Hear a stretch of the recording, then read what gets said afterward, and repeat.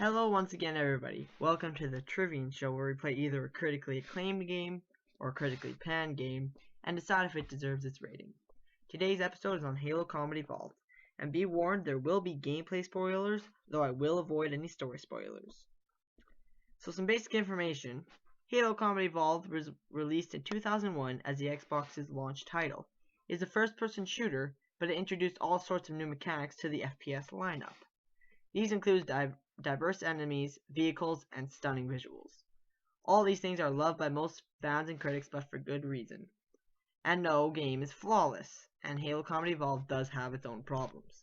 Some of these being the sometimes confusing level design, the constant spawning of enemies in flood levels, which can become very frustrating, and sometimes repetitive levels where you're just gunning down tons of enemies, which gets stale after a while. But hey, pros and cons aside, let's look at level design. The first level is an extremely good level for tutorials.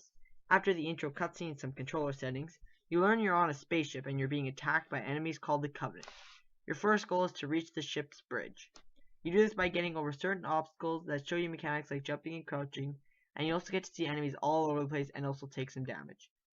This not only introduces you to the enemy, but also shows you the mechanic of the recharging shield, which was covered quickly in the first room. Then you reach the bridge and receive a magnum from Captain Keyes. He doesn't keep it loaded, so you have to go find some ammo for it. This introduces the mechanic of walking over guns to pick up any remaining ammo in them. You fight some basic enemies, which gets you used to some of the combat, and last but not least, you get put into a few different dark hallways to introduce the flashlight, and you're ready to go. You reach the end of the level, and you get another cutscene. So starts the second level. This level has all the things the first level has, but a bit more challenging. In this level, you're also introduced to vehicles. A bit into the level, you receive a Warthog, basically a truck with a mounted turret on the back. You have to drive this thing through a small plane to get used to the controls, and then you put into a cave. This cave shows you the more complicated vehicle maneuvers such as tight turning and ramps. You keep the Warthog for most of the level and also do some things on foot. On to the third level, which doesn't have any vehicles, but still uses the same enemies and mechanics of the last two levels.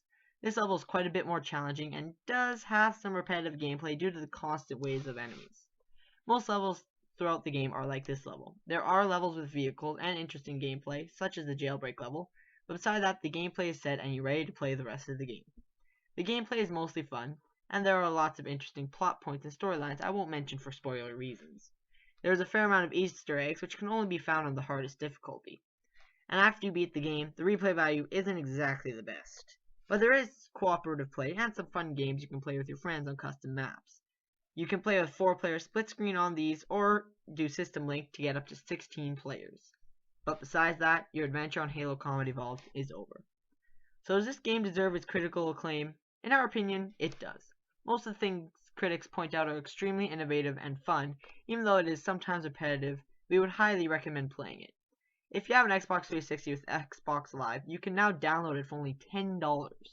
And of course, thank you to the Elite for the gameplay footage he provided us. That's the end of this video. If you liked, feel free to leave a comment on what game we should do next. And remember, if you want to click that subscribe button, it's totally up to you. Thanks for watching.